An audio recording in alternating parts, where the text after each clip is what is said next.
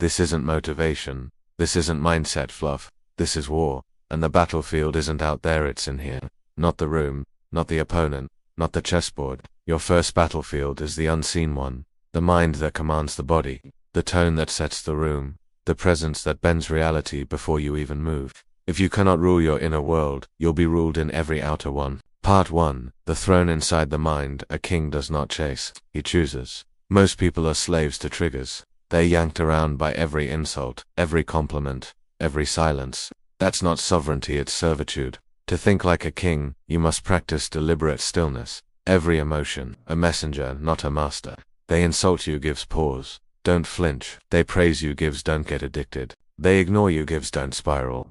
Ask yourself, what would a ruler do here? Not a boy, not a beggar, a ruler.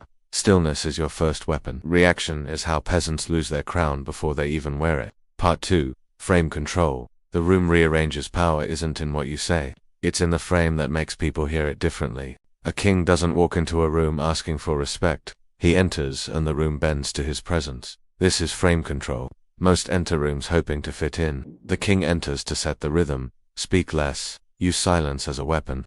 Radiate grounded energy instead of nervous energy. Here's the secret. The world reads your expectations before it reads your words. A king expects alignment, never permission. Part 3. Chessboard vision. Anticipation and mapping. The average man only sees the next move. The king sees the next 5. When someone speaks, don't just listen to words. Ask why now. What intention is hidden? What fear, motive, or agenda sits beneath? Kings never fight people. They fight intentions. Compliment. Gives. Ask what leverage they want. Insult. Gives. Ask what bait they're setting. Silence. Gives. Ask if it's distance or a power test. Map the battlefield. Who's aligned? Who's insecure? Who's pretending to be an ally but is really a threat? Kings move last because they scan first. Every silence, a scan. Every glance, a signal. Part 4. The fire of stillness. The most dangerous man in the room is the one who looks calm. Not robotic, not numb, because calm is not weakness. Calm is stored fire. In chaos, peasants react fast and think slow. Kings reverse it. They think fast and move slow. That's why their words drop like thunder. Not because they shout, but because their silence already carried the storm. Stillness makes you the axis around which the entire room spins. Part 5. The ghost. Power in absence. A king rules by presence. A ghost rules by absence. In an age of constant exposure, mystery has become rare currency. Familiarity breeds contempt. Overexposure erodes power. The ghost doesn't disappear randomly. He disappears strategically. Delay responses. End conversations while they're still hooked. Withdraw when they expect you to chase. Return only when leverage is yours. Your absence should weigh more than most people's presence. Part 6. Emotional detachment. The untouchable force. The ghost cannot be baited. You insult. He doesn't react. You flatter. He doesn't get hooked. You push. He doesn't budge. He moves only when strategy demands it.